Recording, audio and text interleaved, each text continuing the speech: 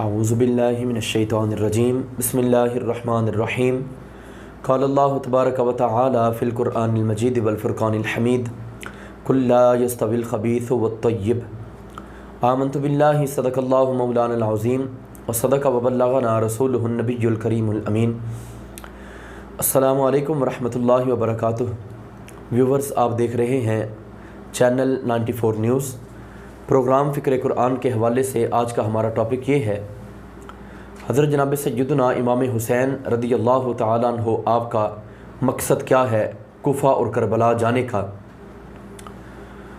مالک دو جہاں جل وعلا نے قرآن مقدس کے اندر بنی نوع انسان کی رہبری کے لیے جا بجا ارشادات فرمائے۔ اس موقع کے اوپر یہ فرمایا کہ اے محبوب علیہ الصلاۃ والسلام، کل آپ فرما دیں، لا یستوی الخبیث والطیب، کہ ناپاک اور پاک برابر نہیں ہوتے۔ جس طرح اس جیسی دیگر کئی آیات بینات ہیں جن کے اندر یہ عنوان ملتا ہے کہ ایک وہ بندہ جس کے پاس علم ہے اور جس کے پاس علم نہیں، یہ برابر نہیں ہے۔ اسی طرح ایک وہ جو خدا تعالیٰ کی طرف سے نور کے اوپر ہے، ہدایت کے اوپر ہے، روشنی اسے حاصل ہے، اور ایک وہ جس کے پاس نور نہیں ہے بلکہ وہ ظلمت اور اندھیری وادیوں کے اندر بھٹک رہا ہے، تو فرمایا یہ نور والا اور یہ ظلمت والا برابر نہیں ہے۔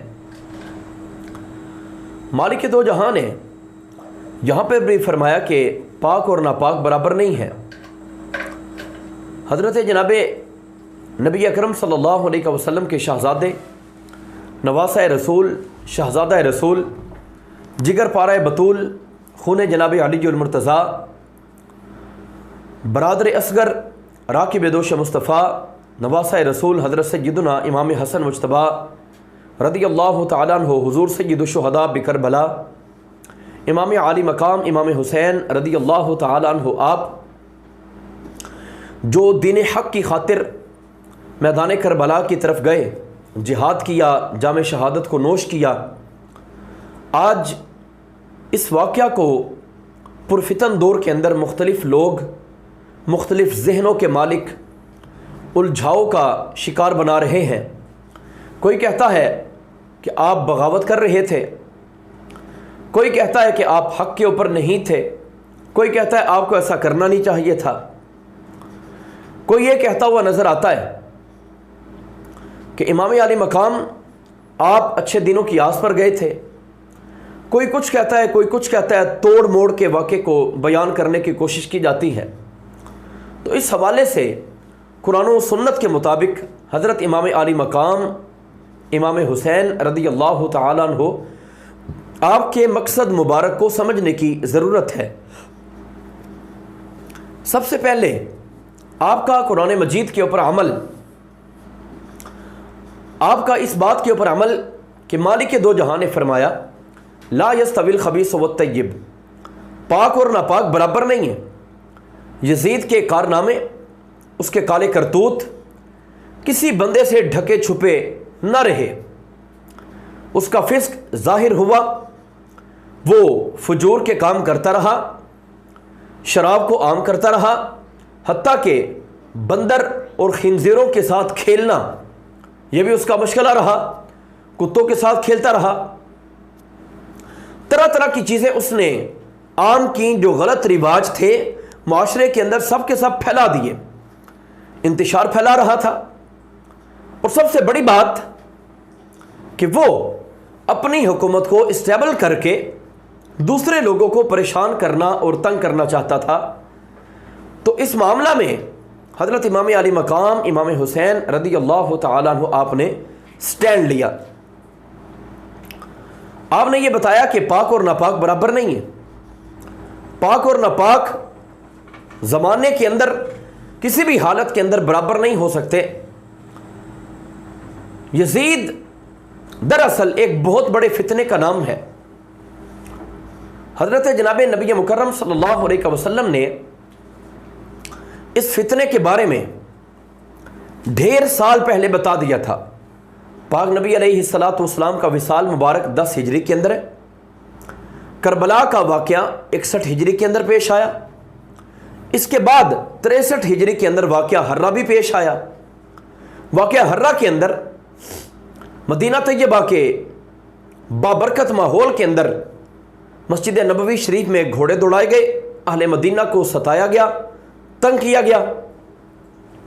مدینہ والوں کو جو بندہ تنگ کرے اس کے اوپر بھی بہت بڑا عذاب ہے۔ جو مدینہ والے لوگوں کو خوف زدہ کرنے کی کوشش کرے گا، جو انہیں ڈرائے گا، دھمکائے گا، وہ بھی شدید وعید کے اندر آتا ہے۔ جس طرح کہ مسلم شریف کی حدیث طیبہ، بخاری شریف کی حدیث طیبہ اس عنوان کو کھول کے بیان کرتی ہے۔ پاک نبی علیہ الصلوۃ والسلام نے ایک حدیث طیبہ کے اندر بیان فرمایا، جس کو حافظ ابن کثیر نے البدایہ والنہایہ، یہ تاریخ ابن کثیر کے نام سے بھی مشہور ہے۔ البدایہ والنہایہ اس کا عربک نام ہے، اور تاریخ ابن کثیر کے نام سے بھی جانی جاتی ہے، معروف ہے۔ اردو ترجمہ تاریخ ابن کثیر ہی کے نام سے ملتا ہے، اور عربک میں تقریباً 15 جلدوں کے اوپر مصر سے یہ چھپی ہوئی ہے، البدایہ والنہایہ۔ حافظ ابن کثیر اس نے حدیث طیبہ کو روایت کیا، اور حافظ ابن کثیر یہ ایک ایسا بندہ ہے جس کے اوپر تقریباً تمام مکاتب فکر اعتماد کرتے ہیں۔ نبی کریم علیہ الصلوۃ والسلام نے بیان فرمایا، لا یزال امر امتی قائما بالقسط، میری امت کا معاملہ ہمیشہ انصاف کی وجہ سے، عدل کی وجہ سے، معیار عدل کی وجہ سے قائم رہے گا، چلتا رہے گا۔ کسی قسم کی ویرانی، خرابی، فساد اور فتنہ اس کے اندر نہ آئے گا۔ حتی اولا من یکون یسلمہ، یہاں تک کہ سب سے پہلے جو میرے دین کے معاملے کو تباہ کرنے کی کوشش کرے گا، ویران کرنے کی کوشش کرے گا، اس کے اندر رخنا اندازی کی کوشش کرے گا، رجل من بنی امیہ تھا، وہ بنو امیہ قبیلے کا بندہ ہوگا، یقال لہ یزید، اس کا نام یزید ہے۔ اسی طرح الصواعق المحرقہ، حضرت علامہ امام ابن حجر مکی الہیثمی رضی اللہ تعالیٰ عنہ، آپ نے ایک حدیث طیبہ روایت فرمائی جس کے اندر یہ بتایا، پاک نبی علیہ الصلوۃ والسلام آپ فرماتے ہیں، اول من یبدل سنتی، فرمایا سب سے پہلے جو میری سنت کو تبدیل کرے گا، میرے طریقے کو، طریقہ نبی کریم علیہ الصلوۃ والسلام کا سنت کہلاتا ہے، اور معاشرے کے اندر رواج طریقے کو یہ کہا جاتا ہے الطریقۃ المسلوکۃ فی الدین، دین کے اندر رائج طریقہ، یہ بھی اتھینٹک ہوتا ہے، اور اتھینٹک ہونے کے ساتھ ساتھ اس کو ترجیح بھی دی جاتی ہے، اس کو پریفرنس حاصل ہوتی ہے، پریفر کیا جاتا ہے، ترجیح دی جاتی ہے۔ فرمایا میرے طریقے کو، میری سنت کو جو سب سے پہلے تبدیل کرے گا، اس بندے کا نام یزید ہے۔ اب نبی کریم علیہ الصلوۃ والسلام نے اس فتنے کے بارے میں تقریباً 51 سال یا 55 سال پہلے آگاہ کر دیا، چونکہ آپ کا وصال مبارک 10 ہجری میں ہے، واقعہ کربلا 61 ہجری کے اندر پیش آیا۔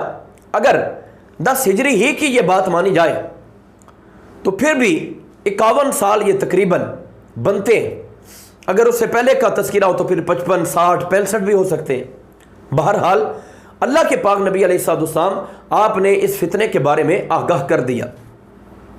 سب سے پہلی بات یہ، امام عالی مقام امام حسین رضی اللہ تعالیٰ عنہ گود مصطفیٰ میں پلنے کی وجہ سے، نبی کریم علیہ الصلوۃ والسلام سے ڈائریکٹ چھوٹی عمر میں فیض حاصل کرنے کی وجہ سے، حضرت مولا کائنات علی المرتضیٰ شیر خدا تاجدار العطا رضی اللہ تعالیٰ عنہ ان کا فیض حاصل کرنے کی وجہ سے، اپنی مادر محترم حضرت سیدہ طیبہ فاطمہ الزہرا جگر پارہ مصطفیٰ رضی اللہ تعالیٰ عنہ ان کا فیض حاصل ہونے کی وجہ سے ان باتوں سے پوری طرح سے آگاہ ہے، آپ کو اویئرنیس حاصل ہے کہ یہ فتنہ کب اٹھے گا، کس طرح اس کا کلا کما کرنا ہے، کس طرح اس کو تہو بالا کر دینا ہے، کس طرح اس کو تہس نہس کرنا ہے۔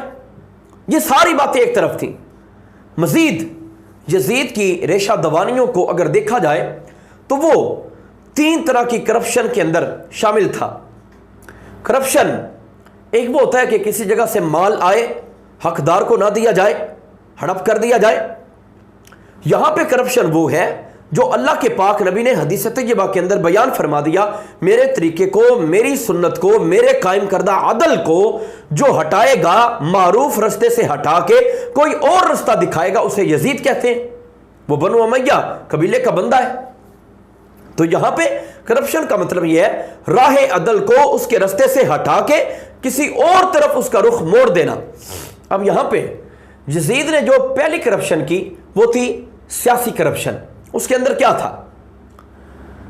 میرٹ کے اوپر اصحاب کرام علیہم الرضوان موجود ہیں، صحابہ کرام کو عہدے نہیں دیے، صحابہ کرام کو عہدوں کے اندر شامل نہیں کیا، اپنے وزراء میں، اپنے مشیروں میں اور دیگر بڑے بڑے عہدیداران صحابہ کرام حالانکہ بنتے تھے، وہ میرٹ کے اوپر ہیں۔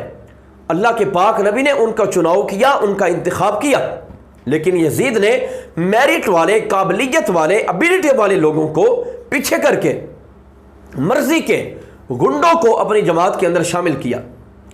وہ مرضی کے اوباش قسم کے لوگ، وہ شراب کے اندر دھت رہنے والے، وہ معاذ اللہ سر عام زنا کرنے والے، وہ یزید کے ساتھ تھے۔ تو یہ تھی یزید کی سیاسی کرپشن، میرٹ والوں کو ہٹا کے نااہل لوگوں کو، جہال کو سامنے لے آنا اور بڑے بڑے علماء، فضلاء، جلیل القدر صحابہ کو پیچھے ہٹا دینا، یہ سیاسی کرپشن تھی۔ نمبر 2، مالی کرپشن۔ جو لوگ حقدار تھے، حقداروں کو حق نہ دیا گیا، حالانکہ حکومت کا روپیہ پیسہ تھا، غرباء میں، فقراء میں، مساکین میں تقسیم کیا جاتا، ہر بندے کو اس کی مزدوری کے مطابق اجرت دی جاتی، یہ چیزیں نہیں تھیں، لیکن جو مرضی کے اوباش قسم کے گنڈے تھے، جو ان پڑھ جہال تھے، ان لوگوں کو نوازتا رہا، دیتا رہا۔ مال کی کرپشن بھی تھی، اور سب سے بڑی زبان بندی کی کرپشن۔ یزید چاہتا تھا زبانیں گنگ کر دوں، ہر بندہ گنگا ہو جائے، میں جو بھی کرتا رہوں میرے سامنے کوئی بولے نہیں، کوئی لب نہ کھولے، میں جو بھی کرتا رہوں۔ البتہ کچھ شخصیات وہ ہیں جن سے یزید کو ڈر تھا، حالانکہ اتنی بڑی حکومت، اتنے زیادہ لوگ اس کے ماننے والے ہونے کا مطلب یہ ہے کہ یزید سے ڈرتے ہیں۔ وہ ڈرانا دھمکانا چاہتا تھا، لوگ ڈر گئے۔ اب دیکھنا یہ کن لوگوں سے وہ ڈرتا تھا، ان لوگوں میں سر فہرست حضرت سیدنا ابو بکر صدیق رضی اللہ تعالیٰ عنہ، ان کے نواسے حضرت عبداللہ بن زبیر رضی اللہ تعالیٰ عنہما، ان سے یزید ڈرتا تھا۔ نمبر 2، حضرت عباس، حضور علیہ السلام کے چچا، ان کے بیٹے حضرت عبداللہ بن عباس، جلیل القدر صحابی، مفسر قرآن، ترجمان القرآن، ان سے ڈرتا تھا۔ حضرت امام علی مقام، شہزادہ رسول، نواسہ رسول، امام حسین رضی اللہ تعالیٰ عنہ، آپ سے ڈرتا تھا۔ ان 3 لوگوں کا شدید ڈر یزید کے دل کے اندر بیٹھا ہوا تھا کہ اگر ان میں سے کوئی ایک بندہ میرے مقابل ہو گیا، فرض کریں حضرت عبداللہ ابن عباس نکلتے ہیں، تو حضرت عباس کی وجہ سے دنیا انہیں مانے کہ مجھے کون پوچھے گا۔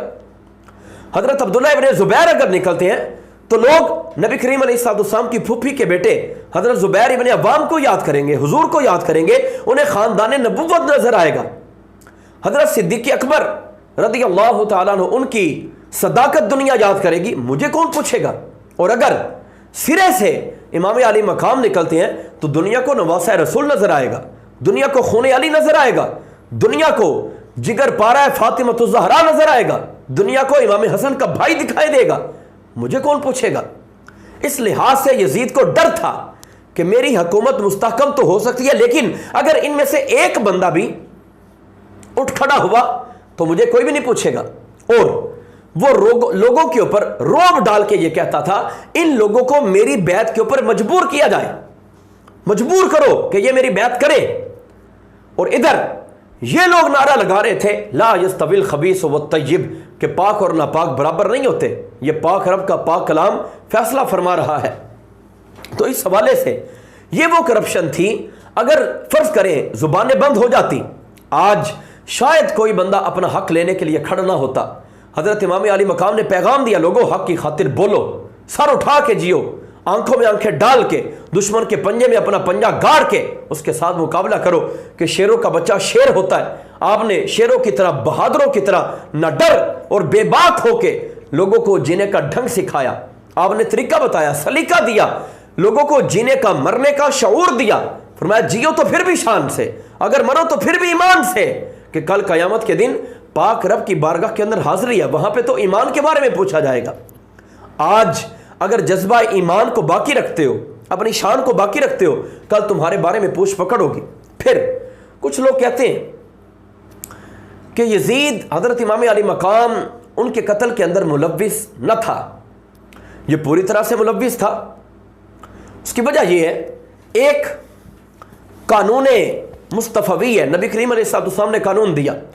صحیح حدیث طیبہ کے اندر اللہ کے پاک نبی علیہ السلام نے فرمایا، ایک بندہ کسی موقع کے اوپر موجود نہیں ہے لیکن وہ جرم ہے، وہ بندہ موجود نہیں ہے، غائب ہے، لیکن وہ جرم کے اوپر راضی ہے۔ فرمایا کان کمن شاہدہا، وہ ایسے ہے، غائب بھی ایسے ہے جیسے وہ موجود ہے۔ جس طرح کئی کتابیں بتاتی ہیں کہ یزید حضرت امام علی مقام امام حسین رضی اللہ تعالیٰ عنہ آپ کے قتل کے اوپر راضی تھا۔ تو جب راضی تھا، حضور کے فیصلہ کے مطابق ایک جگہ کے اوپر جرم ہو رہا ہو، ایک بندہ غائب ہو لیکن وہ راضی ہے، تو وہ ایسے ہی ہے جیسے وہ موجود ہے۔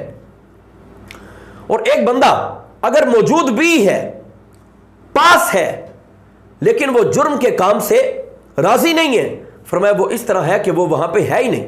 یہ فیصلہ ہے نبی کریم علیہ السلام کا، اور صحیح حدیث طیبہ کے اندر یہ بیان ملتا ہے۔ تو اللہ کے پاک نبی کے فیصلے کے مطابق بھی یزید اگرچہ موجود نہیں تھا، وہ اگرچہ دمشق کے اندر تھا، وہ اگرچہ شام کے اندر تھا، وہ عراق، کوفہ و کربلا کے اندر نہیں تھا، لیکن ان باتوں کے اوپر راضی تھا۔ اور پھر بعد میں بھی تو دیکھا جائے، خالی کربلا نہیں ہے، بعد میں واقعہ ہر رہا ہے۔ مکہ کے اوپر حملے ہیں، مکہ کو ویران کرنے کی کوشش کی، مدینہ طیبہ کے اوپر حملے ہیں، لوگوں کو پریشان کیا، اور اس کے خلاف باقاعدہ طور پہ جہاد کیا صحابہ کرام نے۔ حضرت عبداللہ ابن حنظلہ، صحابی ابن صحابی، ان کو لوگوں نے اپنا لیڈر چنا، ان کے ہاتھ کے اوپر بیعت کی۔ حضرت عبداللہ ابن عباس رضی اللہ تعالیٰ عنہ نے فرمایا، یزید ابن مرجانہ ابن زیاد کو جو تو نے حکم دیا امام علی مقام کو قتل کرنے کا، میں تو اس سے راضی نہیں ہوں۔ اب حضرت عبداللہ ابن عباس ایسی شخصیت فرما دے، اس کے پیچھے کون سا شک رہ گیا؟ پھر حضرت عبداللہ بن زبیر رضی اللہ تعالیٰ عنہما، آپ نے جلیل القدر طریقے سے ان لوگوں کا تعاقب کیا، اور اسی معاملے میں آپ نے جام شہادت کو نوش بھی کیا، پوری طرح سے ان لوگوں کا مقابلہ کیا، کئی یزیدیوں کو واصل جہنم کیا۔ کیا ان صحابہ کو پتہ نہیں تھا کہ یزید ملوث ہے کہ نہیں؟ پھر یہ مقابلہ کیوں کر رہے تھے؟ وجہ یہ کہ ان کے سامنے جب ظاہر ہو گیا کہ یہ فاسق ہے، یہ فاجر ہے، تو صحابہ کرام میدان عمل کے اندر نکلے اور پوری طرح سے یزید کے فسق و فجور کو روکنا چاہے، اس کا مقابلہ کیا ہے ڈٹ کے۔ صرف حضرت امام علی مقام ہی نہیں، صحابہ کرام علیہم الرضوان، یہ حضرت امام علی مقام رضی اللہ تعالیٰ عنہ آپ کے قاتلین سے نمٹنے کے لیے ہر لمحہ تیار رہے، اور کربلا کے میدان کے اندر بھی صحابہ کرام موجود تھے۔ حضرت حبیب ابن مظاہر صحابی رسول رضی اللہ تعالیٰ عنہ، ان کا تو مزار آج بھی امام علی مقام کے ساتھ ہے، ان کا در اقدس، ان کا مزار وہ آج بھی امام صاحب کے ساتھ ہے۔ وہ جو حیات کے اندر ساتھ تھے، وہ مزار کے اندر بھی ساتھ ہیں۔ تو عجیب عجیب باتوں سے پرہیز کرنی چاہیے، حق کا متلاشی رہنا چاہیے، واقعہ کربلا کو توازن کے ساتھ بیان کرنا، اس کو سمجھنا۔ امام علی مقام کا مقصد کوئی تخت و تاج نہیں ہے، وہ کوئی اچھے دنوں کی آس کے اوپر نہیں گئے ہیں، وہ کسی چیز کو طلب کرنے کے ارادے سے نہیں جا رہے۔ امام علی مقام محض حق کی رضا کے لیے اور دین اسلام کے دفاع کے لیے، پرچم اسلام کی سربلندی کے لیے، اعلاء کلمت اللہ کے لیے آپ کربلا کے اندر گئے اور حق ادا کر دیا کربلا کے اندر جانے کا۔ اپنے بچے، اپنے بھتیجے، بھانجے اپنی آنکھوں کے سامنے شہید کروانا کوئی چھوٹی بات نہیں ہے، لیکن صبر حسین جیسا چاہیے۔ پھر ہر چیز کو اپنی آنکھوں کے سامنے کٹتے ہوئے دیکھ کے بھی ایک بندہ نہ لڑکھڑائے، نہ ڈگمگائے، کیا پھر بھی وہ تاج کے لیے جاتا ہے؟ ذرا دیکھنا چاہیے آج ہمیں سوچ کے، ہمارے ملک کے اندر کتنے سیاسی جلسے ہوتے ہیں، جن لوگوں نے حکومت لینی ہے وہ ڈی چوک کے اندر 72 بندے لے کے جاتے ہیں، وہ 80 بندے لے کے جاتے ہیں، وہ ہزاروں کی تعداد کے اندر لوگوں کو لے کے جاتے ہیں جنہوں نے حکومت لینی ہے۔ 72 بندے یا 80 بندے یا کچھ بندے 100 کے قریب وہ لے کے جاتے ہیں جو تخت و تاج کے لیے نہیں، جو مصطفیٰ کے دین کی لاج کے لیے جاتے ہیں۔ انہیں بندے نہیں چاہیے، انہیں اسلامی پاور چاہیے، سپر پاور دراصل یہ لوگ ہیں جو دین کے لیے نکلے۔ انہوں نے تعداد کی فکر نہیں کی، انہوں نے جان کی فکر نہیں کی، انہوں نے مال کی فکر نہیں کی۔ اور نبی کریم علیہ السلام کے خانوادہ نبوت کے جلیل القدر افراد حضرت امام علی مقام آپ کے ساتھ تھے۔ ایسے ایسے درخشندہ ستارے کہ ان میں سے ایک ایک بندہ 100 یزیدیوں کے اوپر بھاری تھا۔ تو اللہ رب العزت نے ان لوگوں کے جذبہ ایمانی کی وجہ سے ان کو فتح کی دولت عطا فرمائی۔ اگر امام علی مقام اس وقت ایکشن نہ لیتے، آپ جہاد نہ کرتے، تو آج شاید ہمیں اپنے حق کی خاطر بولنے کا اندازہ بھی نہ ہوتا کہ ہم نے اپنا حق کیسے لینا ہے، ہم نے بولنا کیسے ہے۔ شاید آج ہم ظلم سہتے ہی رہتے، شاید آج ہم آزاد ملک کے اندر زندگی نہ گزار رہے ہوتے، شاید آج ہم غلام ہوتے۔ لیکن امام علی مقام امام حسین، آپ نے ہمیں آزادی کا درس دیا کہ دے دیا سر مگر نہ ہاتھ دستے یزید میں دیا، اس طرح درس حریت ہم کو پڑھا گئے حسین۔ اللہ رب العزت ان کی قبر منور کے اوپر تا قیامت کروڑوں رحمتوں کا نزول فرمائے اور ان کا فیض ہم سب کو نصیب فرمائے، آمین۔ وما توفیقی الا باللہ۔